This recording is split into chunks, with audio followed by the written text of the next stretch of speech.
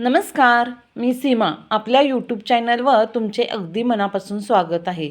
आज आपण थालीपीठाचा एक नवीन प्रकार पाहणार आहोत. एकदम सुंदर आहे. तर उशीर न करता रेसिपीला सुरुवात करूया. तर सुरुवातीला आपल्याला 1 वाटी पोहे घ्यायचे आहेत.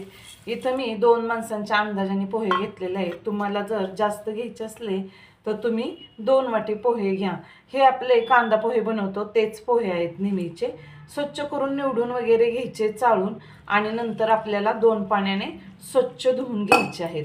चांगले असे चोळून चोळून धुवून घ्यायचे आहेत आणि ह्याच्यातलं सगळं असं हे मळकट पाणी आपल्याला काढून टाकायचं आहे.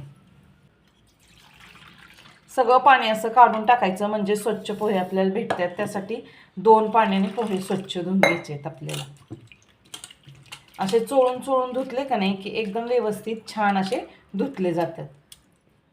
तर सगळे पोहे आपण स्वच्छ धुवून घेतलेले आहेत. आता आपल्याला ह्याच्यात थोडं पाणी घालायचं आहे आणि 10 मिनिटासाठी चांगले भिजवून द्यायचे आहेत.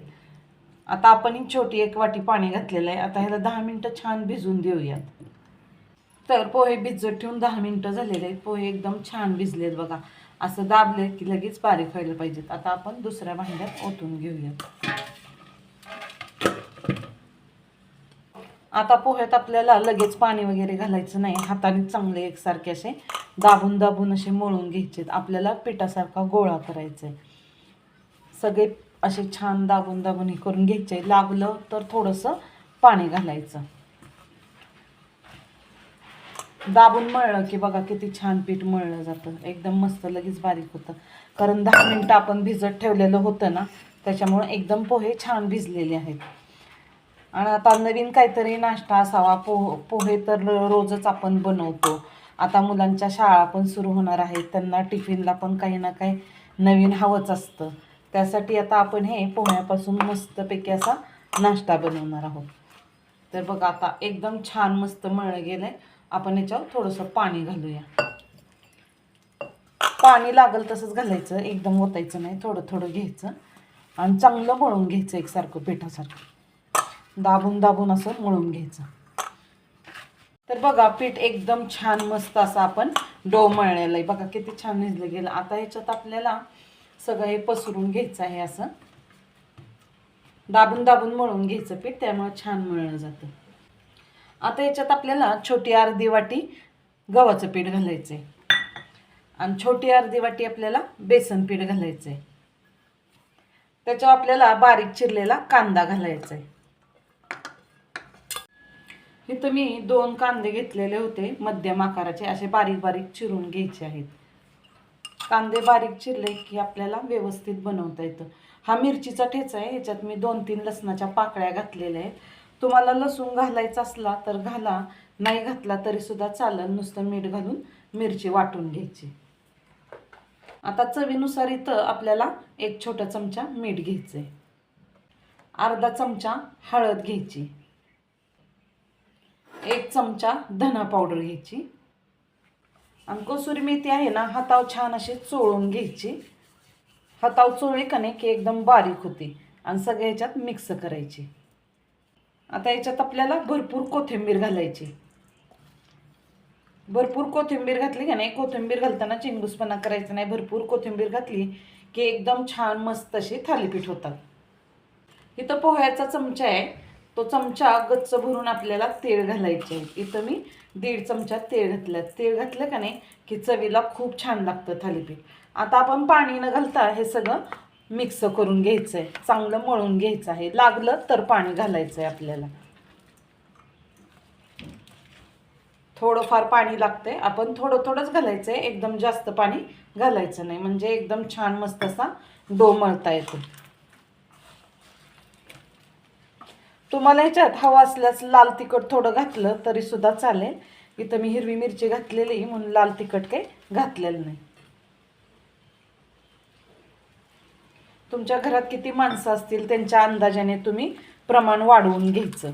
पोहे जर तुम्ही 2 वाट्या घेतले का नाही तर गव्हाचं पीठ 1 वाटी घ्यायची छोटी आणि बेसन पीठ पण छोटी 1 वाटी घ्यायची. सगळं प्रमाण एकदम व्यवस्थित होतं. आता हे छान मळून घ्यायचं. थालीपीठं खूप छान चवीला लागतात. आणि आता शाळा सुरू झाली, मुलांच्या टिफिनला पण काही ना काही नवीन हवं असतं. पोहे तर मुले टिफिनला घेऊन जाऊ शकत नाहीत, ते लगेच कोरडे होतात. मग असं थालीपीठ वगैरे बनवून दिलं ना तर आवडीने खातात.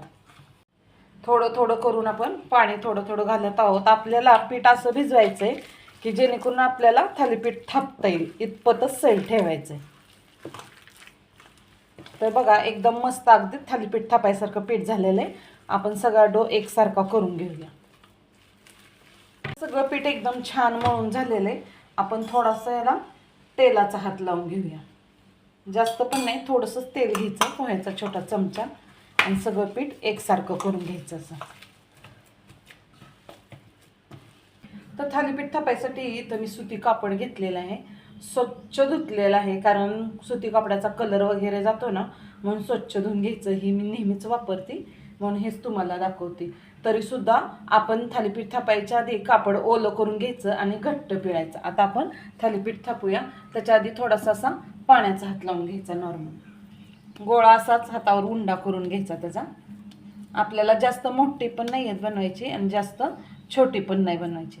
थोडासा हलकासा पाण्याचा हात लावायचा आणि असं थापून घ्यायचं, कारण हाताला चिटकू नये म्हणून आपण पाण्याचा हात लावतोय. तुम्ही तेल लावलं तरीसुद्धा चालेल. असं छान थापून घ्यायचं. जास्त जाड ठेवायचं नाही आणि जास्त पातळ पण ठेवायचं नाही.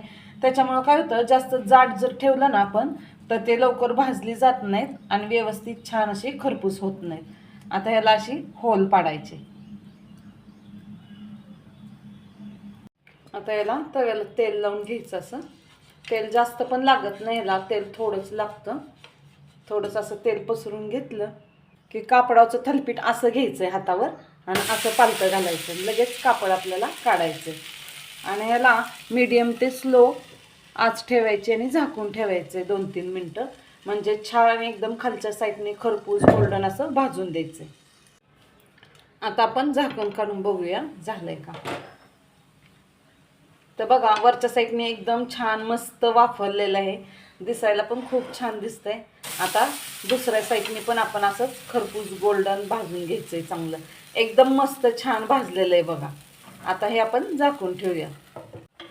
आता आपण पलटी करून बघूया. हे बघा दुसऱ्या साईडने पण एकदम छान मस्त क्रिस्पी असं भाजलेलं आहे. आता आपण हे काढून घेऊया.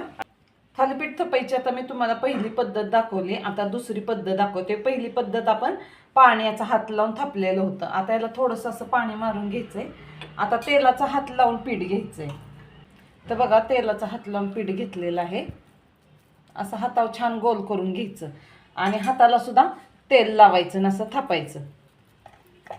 थापताना जास्त जाड ठेवू नका, नाहीतर एकदम मग सॉफ्ट होऊन जातील. आपल्याला मस्त कडक क्रिस्पी असे बनवायचे की खाताना एकदम छान लागतात. जास्त मोठे नाही आणि जास्त छोटे नाही. मुलंसुद्धा खूप आवडीने खातील. टिफिनला जर तुम्ही दिलं ना बनवून मुलांना तर बिलकुल माघारी येणार नाही बघा. इतकी सुंदर लागतात चवीला. आमच्या तर नाश्त्याला पोहे आता शक्यतो जास्त कोणाला आवडतच नाहीत. हे पोह्याचा हाच नाश्ता, पोह्याचे थालीपीठ आवडतात. आठवड्यातून आम्ही 1-2दा तरी बनवतो. खूप छान होत्यात, चवीला पण छान लागतात. आता आपण ह्याला होल पाडून घेऊयात. तिला तव्याला थोडं तेल लावून घ्यायचं आणि असं हातावर थालीपीठ घ्यायचं आणि असं अल्लद आपण काढून घ्यायचं. तुम्हाला जर ह्याच्या साईडने असं थोडंसं पाण्याचा शितोडा मारायचा असला तरी चालेल आणि थोडंसं तेल असं पसरून घ्यायचं. आता याच्यावर आपण 2-3 मिनटासाठी झाकण ठेवूया आणि गॅसची फ्लेम आपण मीडियम ते स्लो दरम्यान ठेवलेली आहे. म्हणजे एकदम छान गोल्डन खरपूस असं भाजून निघतं थालीपीठ. आता आपण थालीपीठं दोन्ही साईडने अशीच भाजून घ्यायची आहेत, गोल्डन क्रिस्पी. आणि सगळी थालीपीठं आपण आता अशीच करणार आहोत. रेसिपी एकदम सोपी आहे, खूप चविष्ट आहे, अगदी घरच्या साहित्यात होणारी आहे. अगदी तुम्ही सकाळच्या नाश्त्याला बनवू शकता, छोट्या मुलांच्या टिफिनसाठी बनवू शकता. तुम्ही ही रेसिपी अवश्य बनवा आणि मला कमेंटमध्ये सांगा.